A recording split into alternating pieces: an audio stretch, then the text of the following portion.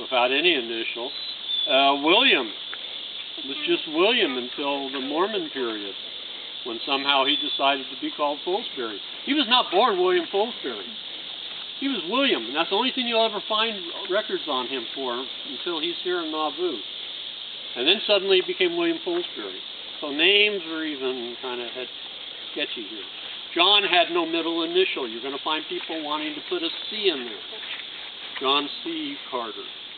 There's never been a record that had John's initial on it. Okay, so why are we here? Okay, the main reason we're here is because Joe's family insisted this is where John was buried. So now, why is this stone in this location? Joe, would you like to explain how you and the owner of the Harrison Monument decided where to put it? I should say first, we decided, okay, Joe and I decided this is where it had to be, in this cemetery. So I called the township supervisor for, this is Rocky Run Township, and that's Walker where we've been. I called the Rocky Run's township supervisor and said, hey, I got this situation. We want to put a stone up in one of your cemeteries, the Fletcher Cemetery. And he says, okay, this is now managed by the township cemetery. This was a family cemetery, the Fletcher family. Okay, so they decided not to run it anymore, so the township took it over. The township's in charge of it. They have a cemetery board. So the supervisor took my request to have a stone placed here, and they were so kind as to say, you pick your spot, you can have it. And we won't charge you a fee like we would for a plot. Since you say your ancestor was buried here, they were so gracious as to say they'll waive the fee for allowing it to be out here. We didn't have to actually buy a plot. So, Joe, how did we pick this spot? I met Mr. Harrison, who lives in Warsaw, here one day, and he handed me this metal fork rod, and he had one. And he said, well, we're going to do a little divination here. And so, and this is going to sound horribly weird, but I experienced it, so you take my word for it. So yeah, we walked back and forth.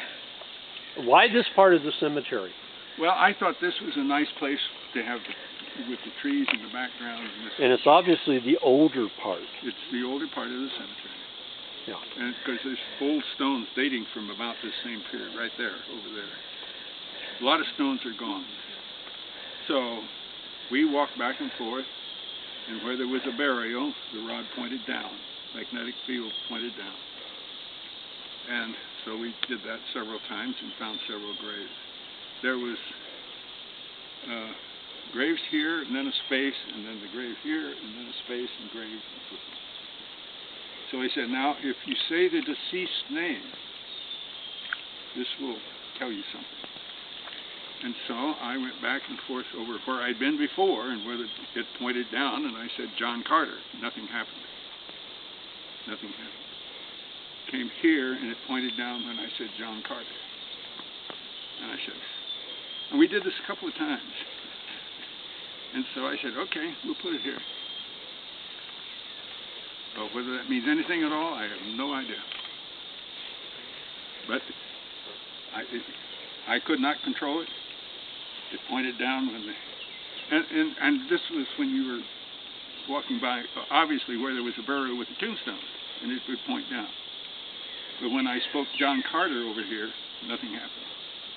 But when I spoke John Carter here, it did. So take it for what it's worth. It's better than anything I could come up with. Yeah, sounds good to me. Okay. So I have to tell you a little bit, this organization, our family organization, has been in existence now for 10 years. We resurrected the old family. I don't know if any of you ever went to the old Carter family reunions they had. I'm old enough to remember some back in the 50s. Held down in Santaquin for William Folsbury's side, anyway. And there hasn't been an organization since then. About 10 years ago, Charles Carter, who can't be here because he's now living in Japan. It's really a drive to get over there from there. Started this up, and we collected some funds. And if you've been to the Provo Cemetery, you know there's the bench next to Hannah's grave. Well, we raised the money. Our organization raised the money for that bench to memorialize all the people in our family who didn't have a tombstone that died during the westward migration of our family. And especially for the little children, because there's numerous little children that had no graves. But William Folsbury had a wife buried up in winter quarters that has no stone. Dominicus lost a wife there and a child, and they have no stone. So, I mean, we've got numerous family members with no markers. Okay, well, I come along and I'm a historian, I'm a genealogist. I also like the underdog. I really like the underdog. I root for teams sometimes based on the fact that they're predicted to lose. And I've always felt that John was given a bad rep by this family. John has been treated like a second-class citizen. Everybody's talked about Hannah, written stories about Hannah, and everybody has just kind of walked away from John because he wasn't a member of the Mormon Church. And then to make it worse, they've come up with all kinds of stories about John that weren't true. And I spent a lot of time researching John. And on Family Search, there's a history written by me that you can see. There's about 45 pages. I mean, I spent a lot of time researching John and tried to find out what's true, what's false. And so what I wanted to do, since I've got a few of you captive today, is just briefly go through his life, just kind of briefly so you can get a feel for it, because you may not have really ever known much about John. He was a fourth-generation Carter to live in Scarsboro. They owned farms there. I've been to the farm there. And I've been to the reunion by the Carters that were from that branch, that time period, who still live back there. They hold reunions. They've had them for 137 years or something like that now in a row. Carter Decatur family. And we've been to their reunion. It was really kind of cool. But anyway, so they were farmers there. John was born back in 1782. About 1804, he left home, went over to Portland, which is a town on the seacoast there, which was a thriving trade post in those days.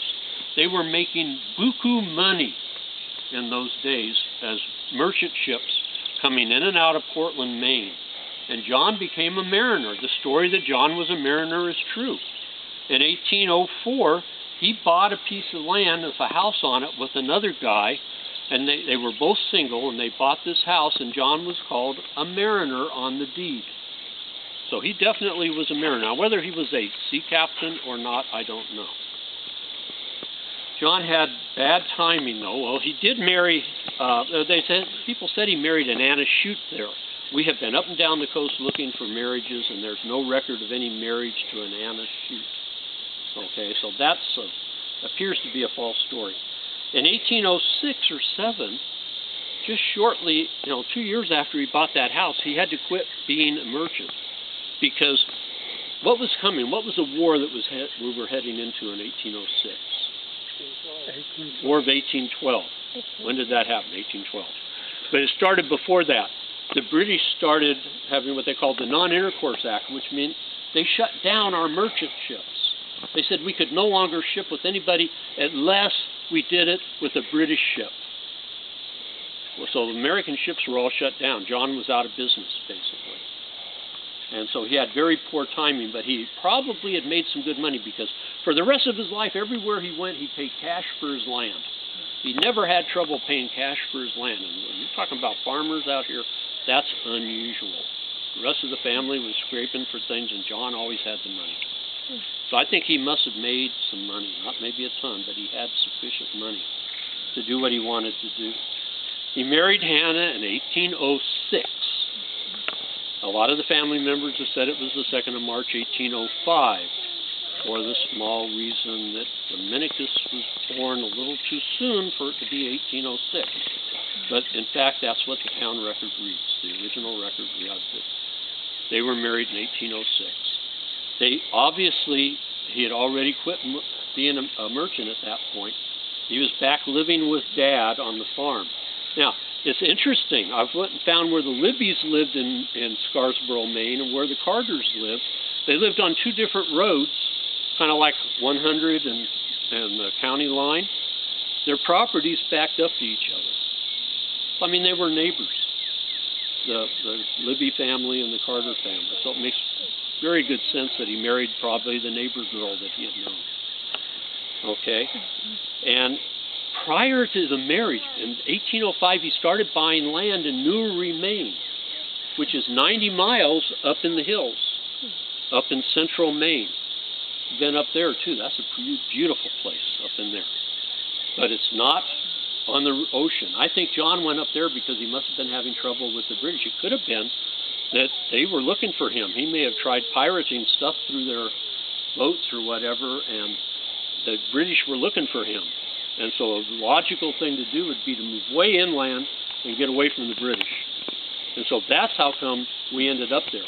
It took people usually 2 to 3 years from the time they purchased land till they could actually live on it. If you go back there, what you find is a gazillion trees on every acre of land. And the only way to have a flat piece of land that you could farm, you would have to cut down hundreds and hundreds and hundreds of trees. So what they usually did is they go in there and they'd buy land, develop it for 2 or 3 years, and then move there. And that's exactly what John did. John started buying land in 1805. In 1810, he's still living in Scarsboro. He's on the census in Scarsboro with his family, with the first couple of children, with Dominicus, Elmira, and Hannah, who were born at that point. William eventually will be born there also. But he keeps buying land there. 1808, 1809, he bought more land. And by the 1820 census and 1830 census, John's in Newry. He moves up there. So he moves up there sometime after 1810. And they lived there. He was a farmer, probably had a blacksmith shop. It was subsistence living. They basically were a self-contained community. They grew and made everything that they used, pretty much. And so but it was at a very low level, just barely able to survive kind of level. The missionaries came through in 1834. In spite of the stories you've always heard, it appears Dominicus joined the church first, because Dominicus has a baptism date prior to July 4th, 1834. Somebody sent the missionaries, it could have been God, somebody sent the missionaries to Hannah's house when she was dying. I suspect Dominicus, because he lived up the road a mile or two. And they show up, she was dying. Mary Jane, the youngest daughter, the youngest child that was living, recorded the only record of her baptism. That's the one where John says it beat doctor's bill. That's the only thing we know John ever said.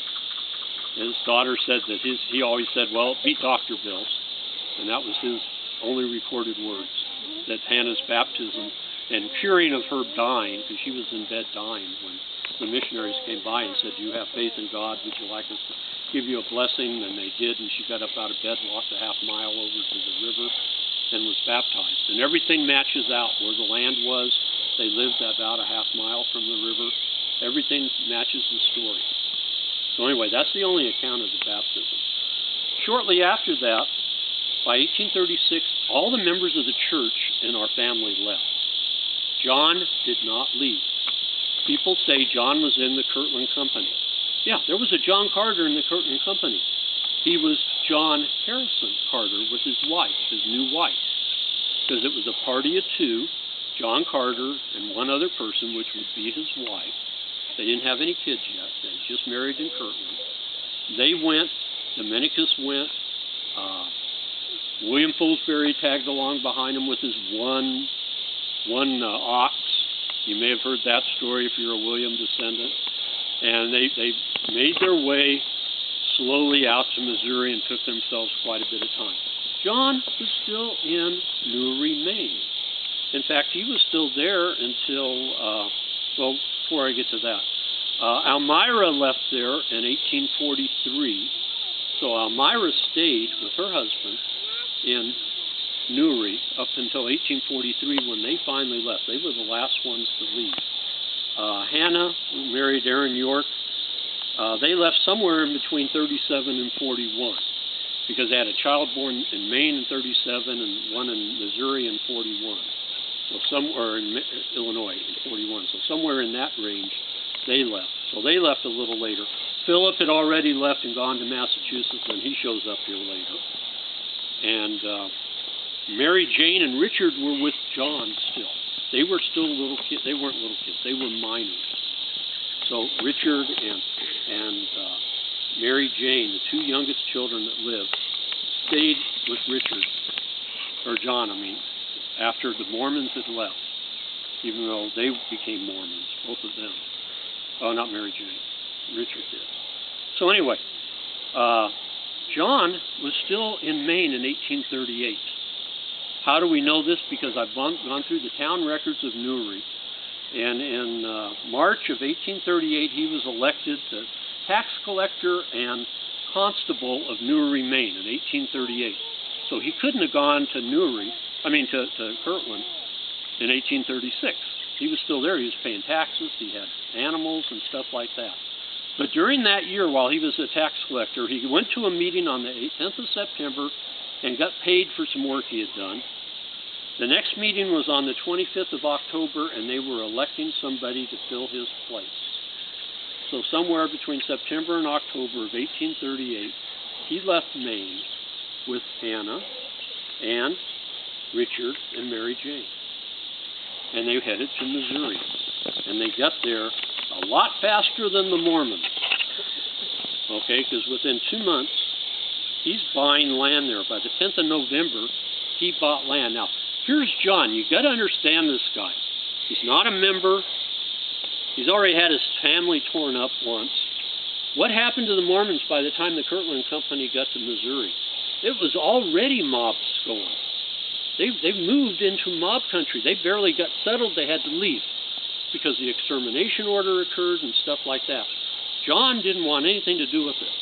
Now, if you know where the Mormons settled, they were at the very west edge of Missouri. John settled in the very center of Missouri in Monroe County, 3 counties over this way from the Mormons. So he must have made a deal with Hannah. I'll go to Missouri, but I'm not going out to Caldwell County. We're close. You can still make a trip over there and see the kids, but we're not moving over there. So they settled in Caldwell County. He bought land there on the 10th of November, so he had left Maine probably somewhere in September, early October, and by the 10th of November, he's buying land in Missouri, so he made a fast trip. But he had money.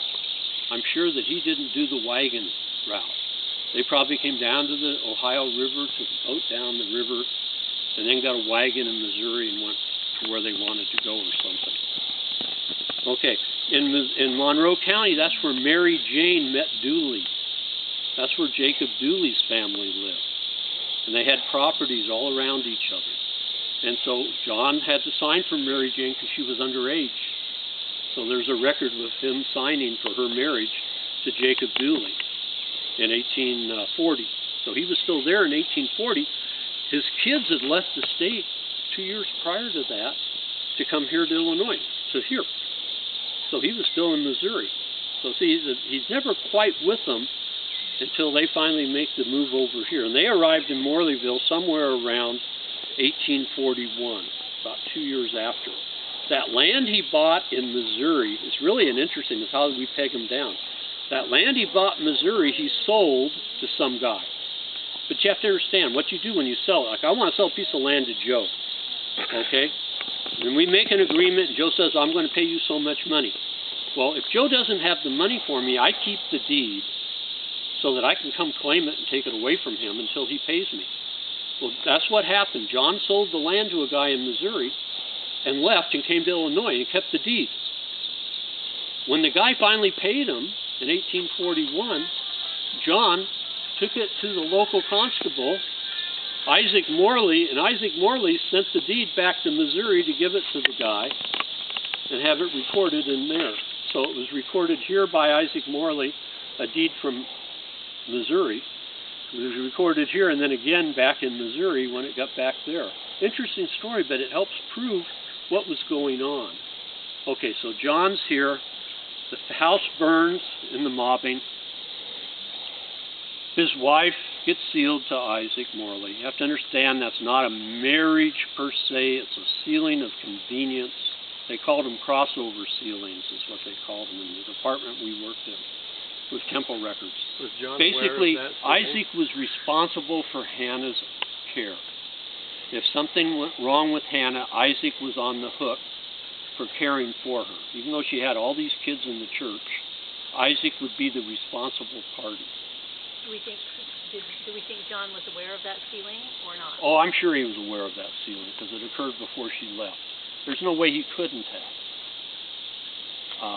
You know, I mean, it just, he had to know. I don't think they would have kept that a secret, and I'm sure he wasn't happy. But you know, yeah. Isn't it likely? I mean, she knew she was leaving, and so they both knew she was leaving, and that he was staying there. Had they decided that, you think, before that sealing? Yeah, I think that was part of the deal. I mean, she had to have somebody to be formally looked after her. It is interesting. I was pointed. I didn't find it. I was pointed by one of Isaac's relatives, descendants, to Hannah's obituary. If you've been on Family Search, there was an obituary that came out. All we've ever known was one of her grandkids said, Grandma Carter died in a letter. It was in 1867, November of 1867. She wrote to somebody else and said, Grandma Carter died. That's the only record we've ever had of Hannah's death. Nobody knows when she died. When we were in Salt Lake at Roots Tech 2 years ago, a Morley descendant contacted me because my name's over everything, you know, and said, I've got a newspaper article you might be interested in. Well, we had looked for obituaries. The newspaper article called her Hannah Morley. But it talks about being married to John Carter and all of her descendants, and it was written by George A. Smith. The apostle, not the prophet, but the apostle who was the father, I think, of the prophet George A. Smith. And he was over Provo.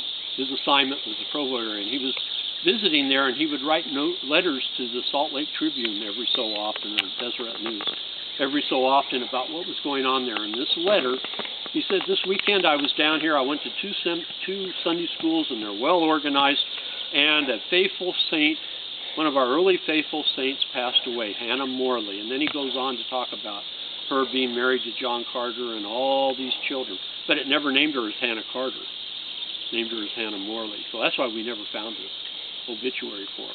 But we now know what weekend. We know within 1 day or two, because it's odd. The thing said it was dated Sunday, and it said the letter was written Sunday, and then a date, but the date is Saturday, which is confusing. So which is right? And he said she died yesterday. So which day is it? We're not exactly sure, but we're down to 1 of 2 days. So anyway, so John was left here. He did not marry somebody else. If somebody could find him on the 1850 census, I'll pay you money. We cannot find him on the 1850 census. I don't think he got enumerated. But I suspect he lived at Mary Jane's house, because the first stop we made coming down this road when I pointed was Mary Jane's property. And you just come on down the road, and here's where they buried Dad. He was her she was his favorite child, and so I'm sure she was in charge of things, so this was the logical place to come for the burial. And so that's why we're here today. And that's the story of John. And I think I've covered all the main points of it. The thing is, we've had a lot of false stories. Some that we thought were false, like the Mariner thing, was true. But the marriages to other women, he was supposedly married to some other woman here after Hannah left, but there's no record of it. And he only lived for a couple of years anyway, a few years. And he was old and decrepit. And he doesn't mention her in the will or anything, or deeds or anything. So that's just kind of the way it was. Any questions about John? It was Mary Jane and her family.